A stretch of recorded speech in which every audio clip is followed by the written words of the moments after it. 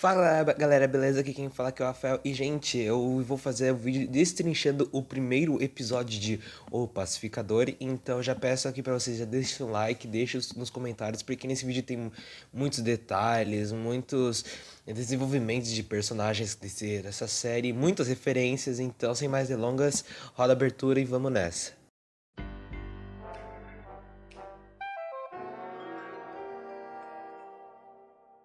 Bom, o primeiro episódio começa com uma retrospectiva da primeira temporada, e aí começa com alguns retcons que corrigem alguns erros do antigo DCU. Erros, por exemplo, que a Liga da Justiça é substituída pela Gangue da Justiça, que tá contando ali no canto com o Superman e a Supergirl.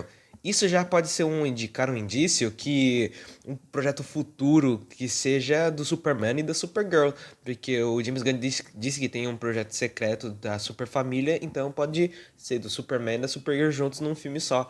Será que poderia ser lutando contra o Brainiac? Não sei, hein? Além disso, ele tirou algumas citações de heróis como o Aquaman e o Arqueiro Verde. Isso não quer dizer que eles não existem no universo, eles podem existir, mas não são tão conhecidos assim.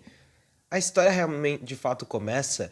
O Wiggly, ele fica enchendo o saco o Chris, que ele está dormindo, para passear com ele. O problema é que está nevando e ele não pode levar o bicho lá para fora. Então ele teve uma ideia muito boa de levar a ave para voar no universo da zona quântica, que é o universo compacto do pacificador. Que até que aparece um alien no cantinho, que é tipo como fosse um vizinho chato que só ignora o Chris e continua reto, voltando pra porta onde que ele saiu. E bom, explorando a zona, o Wiggly acaba se perdendo e o pacificador chama ele assoviando. E até que ele encontra uma estante cheia de capacetes estranhos e uma porta que ele é uma porta igualzinha dele quando ele vai para esse universo mesmo. Então ele usa a mesma senha para abrir a porta e, incrível que pareça, funciona e ele aparece dentro de uma mansão em outro universo, em um universo onde que ele, o pai dele e o irmão dele estão vivos e são conhecidos como grandes heróis. E tem uma referência, várias referências, que é uma chave da cidade de Evergreen, conhecido nos quadrinhos que é o como lar do Lanterna Verde.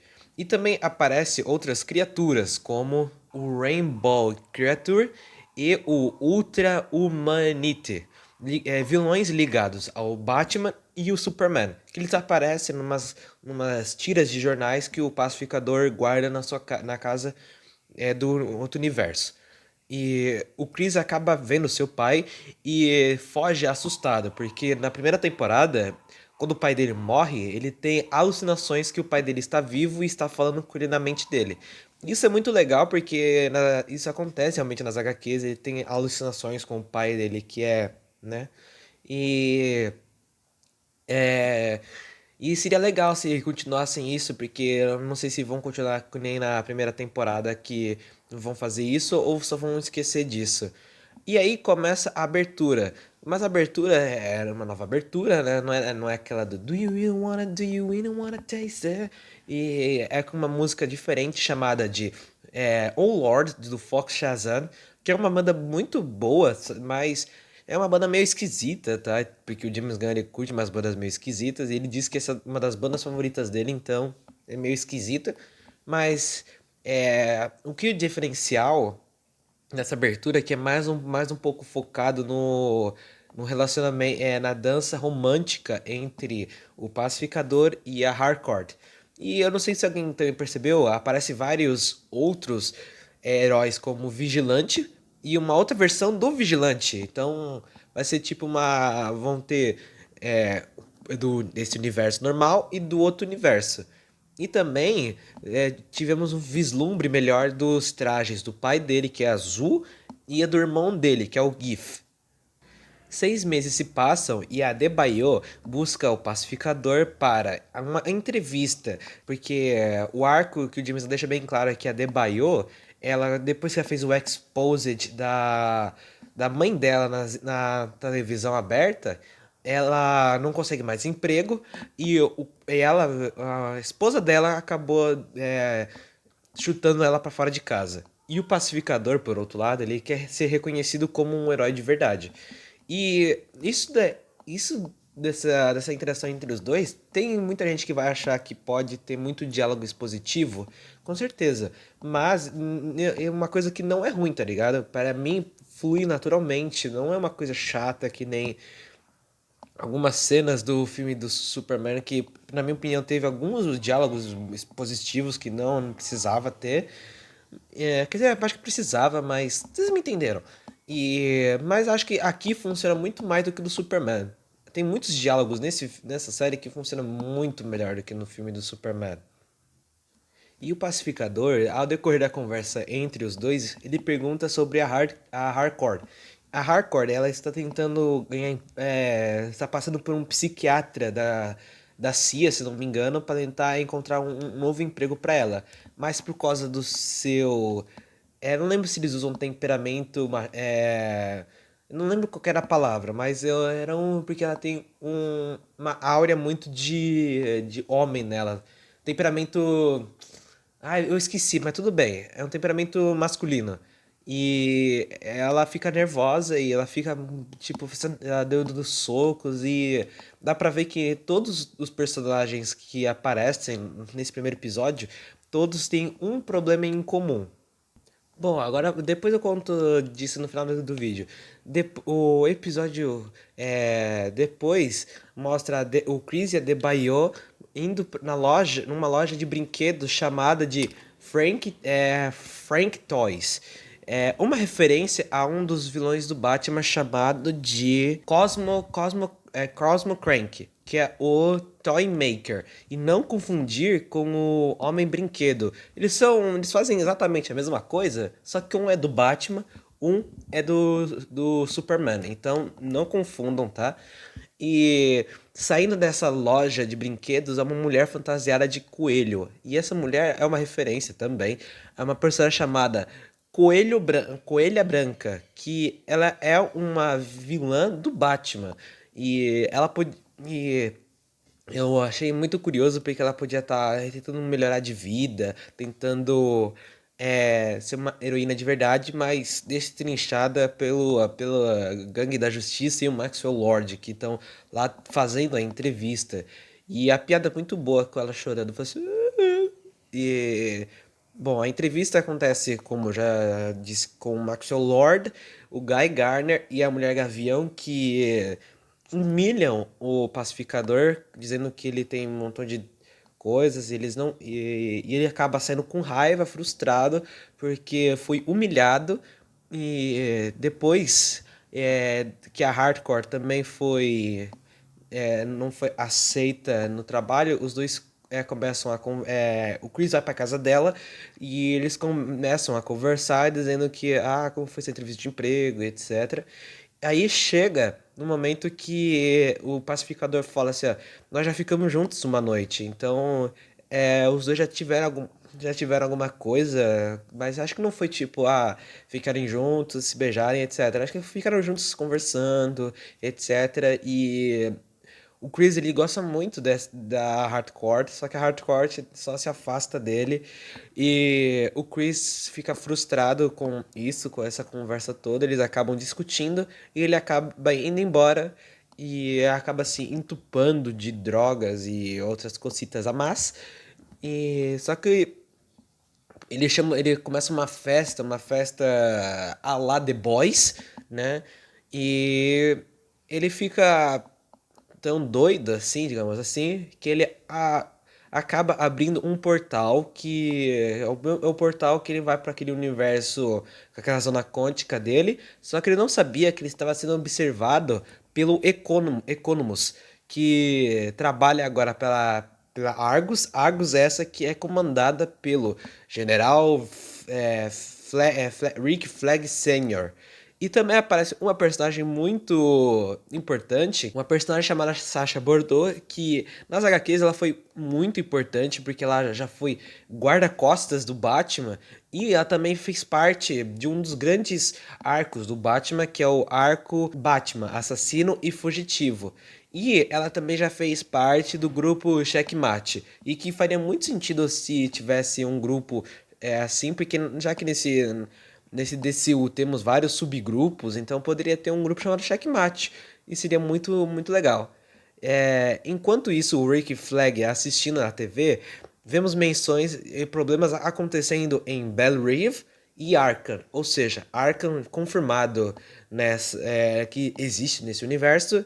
E o mais importante, na televisão mostra o programa, né, apresenta uma narrativa que indica um conflito maior entre pessoas normais e super-heróis ou meta-humanos.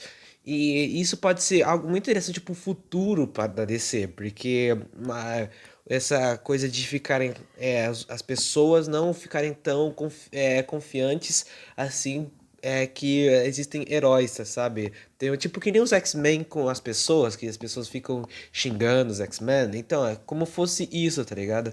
E poderia funcionar. Eu aceitaria. Bom, agora voltando para o nosso querido Chris, o Chris acaba passando todo tudo chapado e etc. Ele volta para aquele universo onde que tinha aquela mansão e ele vê o seu pai, o seu pai e o seu irmão já adulto, porque o irmão dele morreu quando ele era jovem. E o pai dele sendo carinhoso com ele que ele fica surpreso, ele começa até a chorar. E uma coisa muito boa que eu tenho que dizer é que a atuação do John Cena melhorou muito durante todos esses anos que ele fez algum filme, né? A atuação dele melhorou muito. Então, parabéns, John Cena. E a Hardcore, ao contraposto, ela vai num bar só pra arranjar briga, porque a única forma dela se sentir feliz indo num bar brigando porque ela gosta dessa ação. E, e agora, bom momento para falar sobre os problemas que os personagens estão passando. Todos eles chegaram no seu auge quando salvaram o mundo. E agora, quando estão tentando voltar para esse mundo mais pé no chão, mais um dia a dia, como a gente fala, eles ficaram eles ficaram tristes por não estarem juntos, porque aí eles só conseguem se sentir que a única maneira de eles serem felizes serem juntos novamente. E porque todos os personagens estão assim, o Economus ele tá entediado, o Vigilante ele quer reunir todo mundo de novo, a Hardcore tem raiva, o Pacificador ele usa, né, dos negócios errados, e a Adebayo ela só tenta ver o lado positivo das coisas, ou seja, todos eles têm alguma coisa triste.